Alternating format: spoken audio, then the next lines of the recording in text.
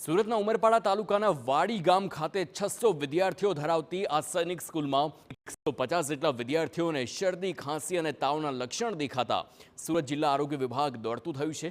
તમામ વિદ્યાર્થીઓનું ચેકઅપ કરવામાં આવ્યું, જેમાં 18 જેટલા વિદ્યાર્થીઓને માંગરોળના જંખવાવની રેફરલ હોસ્પિટલ ખાતે ખસેડવામાં આવ્યા છે।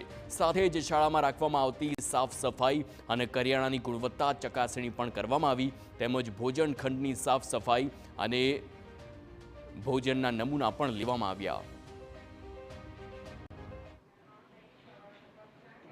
आरबीएस की टीम मेडिकल ऑफिसर की टीम जे वाड़ी पीएचसी છે તે ઉપલબ્ધ છે।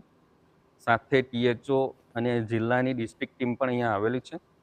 હું ડૉક્ટર અનિલ પટેલ સીડીએચઓ તેમજ doctor Kaushik Patel epidemic medical officer, એની સાથે ડિસ્ટ્રિક્ટ સેનિટેશનની એક ટીમ હોય છે ડીએસઆઈ કે જે સ્વચ્છતા બાબત અને જે અન્ય જે ફૂડને લગતા જે કમ્પોનન્ટ્સ છે એની ચકાસણી કરી રહ્યા છે।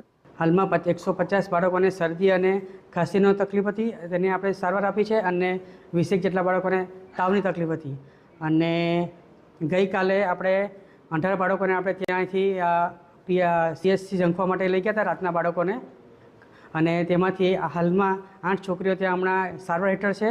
એમાંથી 8માંથી 6ની ઓબ્ઝર્વેશનમાં છે અને 2 બાળકોને તાવની હજુ સમસ્યા છે।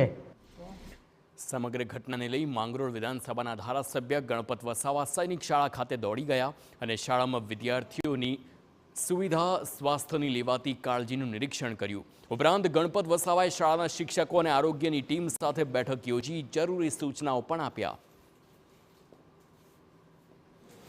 કલેક્ટરશ્રીને મેં રાત્રે જાણ કરતા સુરત જિલ્લાના આરોગ્ય અધિકારી અને એમની સમગ્ર ટીમ પૂરા સ્ટાફ સાથે સૈનિક શાળા ખાતે આવી પહોંચેલ છે અને તમામ વિદ્યાર્થીઓને અહીંયા આરોગ્યનું સ્ક્રીનિંગ અત્યારે ચાલુ છે, એટલે ખૂબ ઝડપથી આ બધા જ વિદ્યાર્થીઓ ખૂબ ઝડપથી સાજા થશે અને ફરી એમનું ભણતરનું કામ, એમનું અભ્યાસનું કામ શરૂ રેગ્યુલર થઈ જશે એવી મને પૂરેપૂરી અપેક્ષા છે।